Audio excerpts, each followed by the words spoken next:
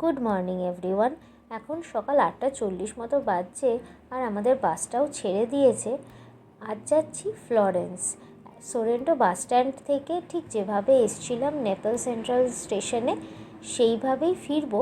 তারপর ওখান থেকে ট্রেনে যাব ফ্লোরেন্স। টাটা সোরেন্টো, অনেক অনেক ভালো মেমোরি নিয়ে ফিরছি। খুবই মিস করবো এই অপূর্ব মেডিটেরিয়ান সিটাকে। তবে এই ট্রিপে আর একবার সাক্ষাৎ হওয়ার চান্স আছে। দূরে দেখা যাচ্ছে সোরেন্টো পোর্ট।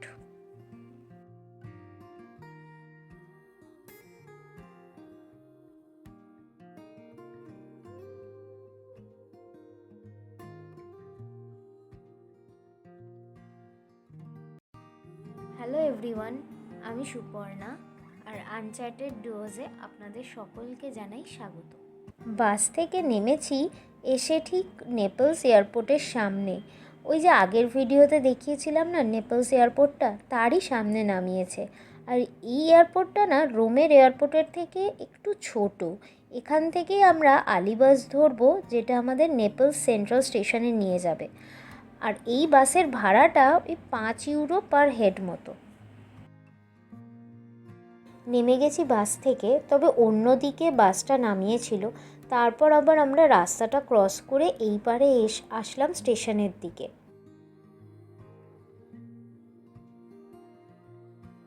এখন 11টা মতন বাজছে আর আমাদের ট্রেনটাও দুপুর 2টো নাগাদ। একটু আগেই চলে এসেছি, কারণ আমরা বুঝতে পারছিলাম না ঠিক কতটা সময় লাগতে পারে, তাই জন্য হাতে সময় নিয়েই বেরিয়েছি। এবার দেখছি এখানে এসে তাড়াতাড়ি হয়ে গেছে, তবে সুযোগ থাকলে পরে দেরি করে তো লাভ নেই। স্টেশনেই 3 ঘন্টা মতন কাটিয়ে নিতে পারবো, আর এখানেই লাঞ্চটাও করে নেব আমরা। আর এই যে এইদিকে টাইম টেবিলটা, তবে আমাদের ট্রেনটা এখনও শিডিউল হয়নি, আর এত আগে দেওয়ারও কথা নয়। দেখে যা মনে হচ্ছে এটাই ফুড কোর্ট, বেশ অনেকটাই বড় ফুড কোর্টটা। যাই গিয়ে দেখি কী কী খাবারের অপশান পাওয়া যায়। অনেক সকালে যেহেতু বেরিয়েছি, তাই ফ্রেশ হবার জন্য ওয়াশরুম যেতেই হবে। আর এখানে ওয়াশরুম ইউজ করবার জন্য আপনার ফুড বিলে একটা কোড দেওয়া আছে, যেটা কি না আপনি যখন ওয়াশরুমের গেটে যাবেন ওখানেই ডিজিটাল লক আছে, সেখানে ওই কোডটা দিয়ে আনলক করতে পারবেন আর ফ্রিতে ওয়াশরুম ইউজ করতে পারবেন।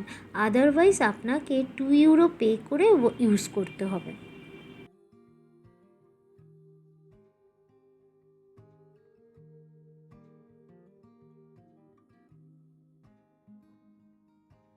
কিভাবে যেন কেটে গেল 3 ঘন্টা। ট্রেনও আমাদের দিয়ে দিয়েছে প্ল্যাটফর্মে, তাই টিকিট স্ক্যান করে ভিতরে ঢুকে পড়েছি।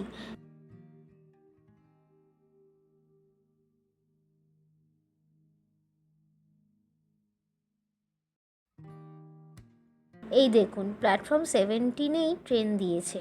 এখানে ট্রেন মেট্রো সব কিছুই কিন্তু মোটামুটি কলকাতার সিস্টেমের মতনই চলে। বোর্ডে প্ল্যাটফর্ম নাম্বারটা দেখবেন, আর ট্রেনের নাম্বারটাও অবশ্যই দেখে নেবেন। তারপর টিকিটে তো বার্থ, সিট নাম্বার সবই মেনশন থাকবে, সেগুলো দেখে খুঁজে বসে পড়লেই হয়ে যাবে। আর আজ আমাদের ট্রেনিটালিয়ার ট্রেনেই টিকিট কাটা, তবে আজকেরটা সুপার ফাস্ট ট্রেন। এই যে ট্যাব আগে যাচ্ছে ব্যাগগুলোকে নিয়ে। এখানেও আমাদের উইন্ডো সিটই কাটা হয়েছে।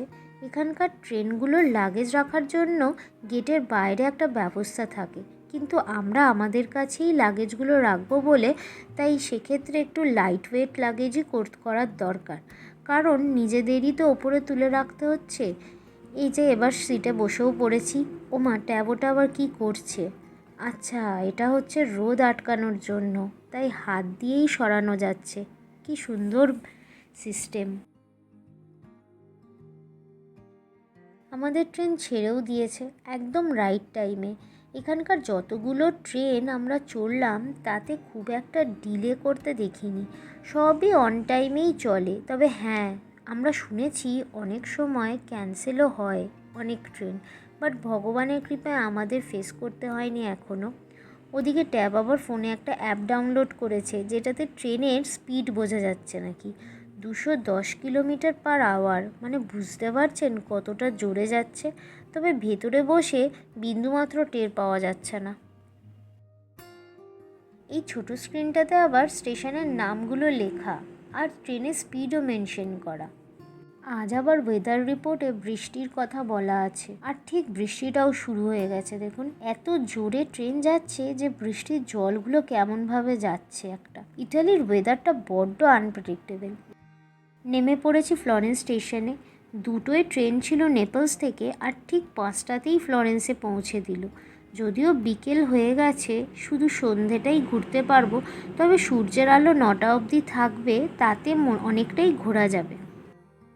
কথা বলতে বলতে আমরা স্টেশনের গেটের কাছেও চলে এসেছি। আসলে ফ্লরেন্স জায়গাটা অনেকটাই ছোট, আর আমরা হোটেলটা একদম সিটি সেন্টার আর স্টেশনের কাছাকাছি নিয়েছি, যেটা ওয়াকিং ডিস্টেন্সেই পড়বে, তাই সেই দিকেই যাচ্ছি। ফ্লোরেন্সের এক সাইডে স্টেশন আর ঠিক অপোজিট সাইডেই আর্নো রিভার, সেটা ক্রস করলেই আমাদের স্টে। আর জায়গাটার নাম অল্টার্নো। ফ্লোরেন্সের ম্যাক্সিমাম জায়গায় হেঁটে কভার করা যায়, তবে না চাইলে আপনি 1.5 ইউরো দিয়ে বাসও নিয়ে নিতে পারেন। আসলে বেশিরভাগ অ্যাট্রাকশনই সিটি সেন্টারে, তাই বাস খুব একটা লাগে না। এসে পড়লাম আমাদের স্টেতে। তাড়াতাড়ি ফ্রেশ হয়ে আবার বেরোতে হবে। আপনাদের রুম ট্যুরটা না এই ফাঁকে দিয়ে ফেলি। এটাই হচ্ছে রুমের এন্ট্রেন্স, আর রুমটায় ঢুকলেই কিন্তু একটা অথেন্টিক ফ্লোরেন্টাইন ভাইব রয়েছে। এখানে রয়েছে একটা কিং সাইজ বেড, একটা ওয়ার্ড্রপ, একটা টেবিলটাতে একটা সুন্দর আর্টিফিশিয়াল ফ্লাওয়ার দিয়ে ফ্লাওয়ার ভাসও রয়েছে। আর এই টেবিলটাতে সুন্দর দুটো কাপ, বিভিন্ন ধরনের চা, ড্রাই মিল্ক, সুগার, কফি আর বিস্কুট সবই রয়েছে। ওমা, আয়নাটা কি দারুণ দেখতে, বেশ রয়্যাল টাচ রয়েছে কিন্তু। বেডের দুপাশে দুটো দেখছি টেবিলও দিয়েছে, আর তাতে প্লাগ পয়েন্টও আছে। এটাতে একটা সুবিধা হবে জানেন তো, ফোনগুলো চার্জ দেওয়ার জন্য। আচ্ছা, এই চার্জারের কথা বলতে গিয়ে একটা কথা মনে পড়লো, ইন্ডিয়ার বাইরে যদি কোথাও ঘুরতে যান অবশ্যই প্লাগের পোর্টটা জেনে নেবেন, এবং সুটেবল অ্যাডাপ্টারটাও কিনে নিয়ে যাবেন। আমাদের রুমটা একদম ফ্রন্ট সাইডে, তাই জানলা দিয়ে রাস্তাও দেখা যাচ্ছে। একটু ফ্রেশ হয়ে আমরা আবার বেরোলাম, দেখি আশপাশটা ঘুরে কত দূর কি আছে। আজ একটু ইচ্ছা আছে রাতের অন্ধকারের ফ্লোরেন্সটা এনজয় করার। এখানকার বাড়িগুলো আমাদের উত্তর কলকাতার বাড়িগুলোর মতো, একদম গায়ে গায়ে লাগানো। যতই দেশের বাইরে ঘুরি না কেন, নিজের দেশ, নিজের জায়গার জিনিসগুলো ঠিক মনে চলে আসে।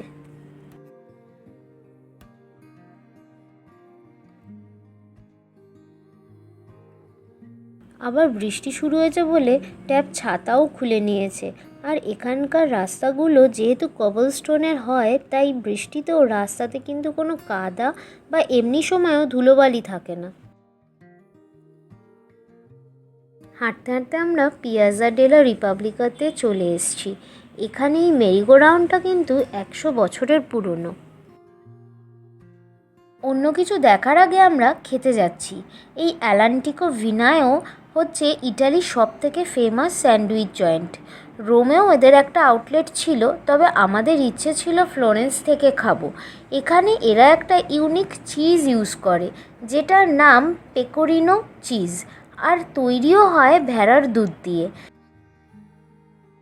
স্যান্ডউইচটা এতটাই বড় আর ফিলিংটা এতটাই বেশি যে দুজনের জন্য এনাফ।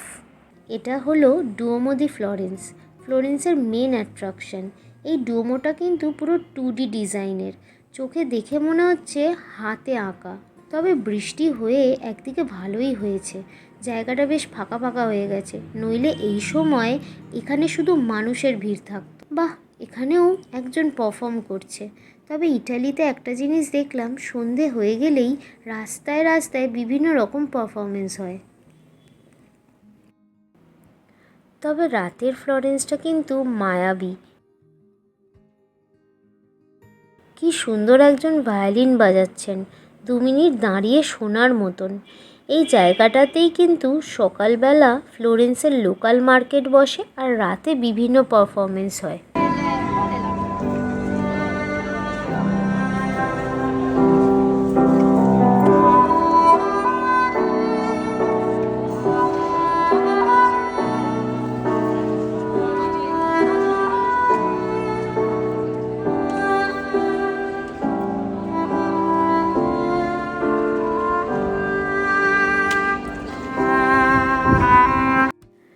দিনের শেষে দুজনে মিলে জিলাটো খেতে খেতে এরকম একটা পারফরমেন্স যদি দেখা যায় তাহলে আর কি লাগে বলুন।